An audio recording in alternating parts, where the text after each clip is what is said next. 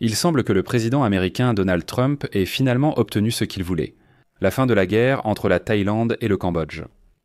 Les dirigeants de la Thaïlande et du Cambodge prévoient encore de tenir des pourparlers lundi, dans le but de mettre fin à l'affrontement le plus meurtrier entre ces deux pays d'Asie du Sud-Est depuis plus d'une décennie.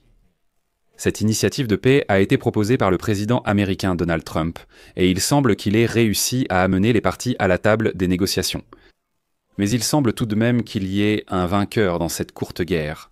La Thaïlande a adopté une position ferme à la veille des négociations, déclarant que tout cessez-le-feu devait être lié à un règlement bilatéral du différend, au retrait des troupes et à l'arrêt de l'utilisation d'armes létales. Alors que le Cambodge a déclaré être ouvert à un cessez-le-feu inconditionnel.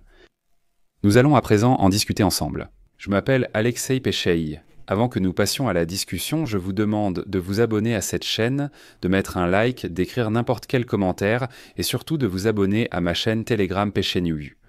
Le lien s'y trouve dans la description de cette vidéo. Si vous souhaitez soutenir le travail de cette chaîne, vous pouvez le faire en envoyant un don via les liens et les coordonnées dans la description de cette vidéo ou avec le code POKER. Je vous serai reconnaissant pour tout soutien de votre part. Ainsi, les dirigeants de la Thaïlande et du Cambodge ont l'intention de mener des négociations lundi dans le but de mettre fin à l'affrontement militaire. Cette initiative pacifique a été proposée par le président américain Donald Trump, qui a utilisé la menace d'imposer des droits de douane pour obtenir un cessez-le-feu. Eh bien, c'est précisément ainsi qu'il a réussi à amener les deux parties à entamer des négociations. Autrement dit, il a dit que si vous ne vous opposez pas tous ensemble, il y aura simplement des droits de douane draconiens sur vos marchandises et il n'y aura pas d'accords commerciaux avec vos parties. Et donc le Premier ministre par intérim de la Thaïlande, Phumtham Vichai-Chaï, et le Premier ministre du Cambodge, Hun Manet, prévoient de se rencontrer à Kuala Lumpur à 15h, heure locale, lundi. C'est ce qu'a déclaré le gouvernement thaïlandais. La rencontre aura lieu dans le bureau du Premier ministre malaisien Anwar Ibrahim, qui, en tant que président de l'Association des nations de l'Asie du Sud-Est, facilite le dialogue. Je précise cette information pour une bonne raison, car nous reviendrons sur l'Association des nations de l'Asie du Sud-Est un peu plus tard.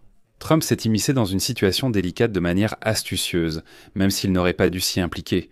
C'est un point crucial. J'expliquerai un peu plus tard pourquoi. Les premières négociations depuis le début de l'affrontement, le 24 juillet, auront lieu 48 heures après la déclaration de Trump, selon laquelle les dirigeants de la Thaïlande et du Cambodge se sont mis d'accord pour parvenir rapidement à un cessez-le-feu. Après des conversations téléphoniques séparées avec les dirigeants des deux pays samedi, Trump a menacé que Washington ne conclurait d'accord commercial avec aucun des deux pays. Les combats continuent actuellement. La menace a déclenché dimanche une vague d'activités diplomatiques et finalement Anwar a réussi à obtenir l'accord des deux parties des rivales pour une rencontre. Le secrétaire d'État américain invité, Marco Rubio, s'est également entretenu avec les ministres des Affaires étrangères de Thaïlande et du Cambodge et les a appelés à une désescalade immédiate des tensions, tout en proposant l'aide des États-Unis lors de futures négociations. Et ici, le temps a joué en faveur de Donald Trump à l'approche de la date limite d'imposition des droits de douane fixée par Trump au 1er août. La Thaïlande, dépendante du commerce, souhaite éviter de mécontenter le président des États-Unis. Surtout que ses responsables mènent actuellement des négociations pour réduire le taux de droits d'exportation, assez élevé, de 36%. Une taxe de 36% a été imposée à la Thaïlande. Et il est important de noter ici que Donald Trump s'est attribué le mérite d'avoir empêché des affrontements frontaliers entre l'Inde et le Pakistan au début de cette année. En utilisant les mêmes tactiques commerciales, il fait désormais pression sur la Thaïlande et le Cambodge. Je vais maintenant citer Trump.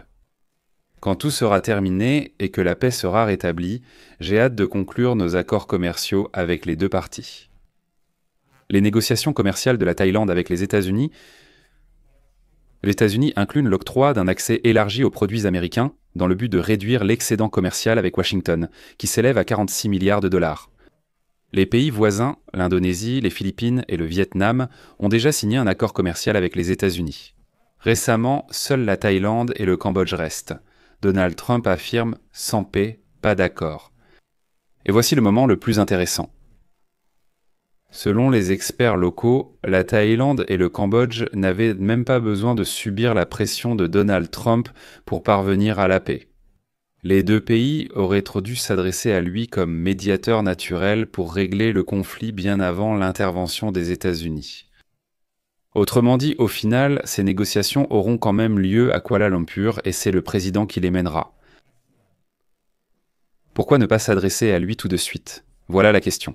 Mais Donald Trump a saisi l'occasion pour dire « Au fait, c'est moi qui les ai amenés à la table des négociations. » Au final, Donald Trump présentera sans doute la situation comme une victoire. C'est lui qui a assuré le cessez-le-feu, tout en se donnant les leviers nécessaires pour imposer ces fameuses sanctions tarifaires.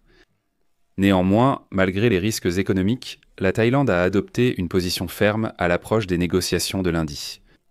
Et maintenant, les responsables déclarent que tout cessez-le-feu doit être conditionné par un règlement bilatéral du différend, le retrait des troupes et l'arrêt de l'utilisation d'armes létales. La Cambodge, en revanche, a déclaré être prête à un cessez-le-feu inconditionnel.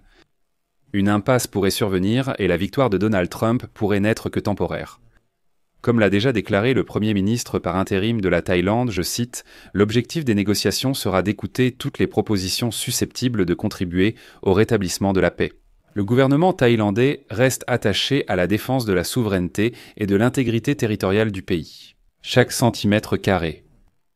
Et c'est là que réside tout le problème. Le problème, c'est qu'il n'y a pas de frontière claire entre les deux pays, la Thaïlande et le Cambodge. Du moins pas celle tracée par la France il y a environ 100 ans.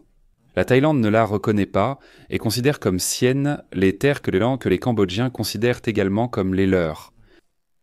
Le conflit, qui s'est intensifié après plusieurs mois de tensions frontalières latentes, a entraîné la mort de plus de 30 personnes et le déplacement de plus de 150 000 civils des deux côtés. La Thaïlande a signalé 22 morts, dont 8 militaires, tandis que le Cambodge a confirmé 13 morts, dont 5 militaires. Dimanche, de violents bombardements d'artillerie se poursuivent le long des 800 km de frontières communes. Les deux parties se sont accusées mutuellement de tirs de roquettes et d'artillerie sur des zones civiles. En réponse, la Thaïlande a déployé des chasseurs F-16 et des chasseurs suédois pour frapper les positions des militaires cambodgiens. La Thaïlande et le Cambodge ont une longue histoire de différends frontaliers, bien que les relations restent globalement stables depuis l'affrontement sanglant de 2011, qui a malheureusement coûté la vie à des dizaines de personnes. Et la dernière grande flambée de conflit a eu lieu autour du temple de Phiar Vihar. C'est un foyer hystérique de conflit, qui trouve ses racines dans les désaccords de l'époque coloniale. Et la majeure partie des différends actuels découlent des cartes établies sur la base de différentes interprétations des traités franco-siamois du début du XXe siècle qui définissaient les frontières entre la Thaïlande et le Cambodge, alors partie de l'Indochine française. La trêve pourrait n'être que temporaire, mais Donald Trump considérera certainement cet épisode comme une nouvelle victoire. Parce que la Thaïlande exige de résoudre le différend, mais il est pratiquement impossible de le faire, car les deux parties ne reconnaissent pas les frontières tracées autrefois par les Français.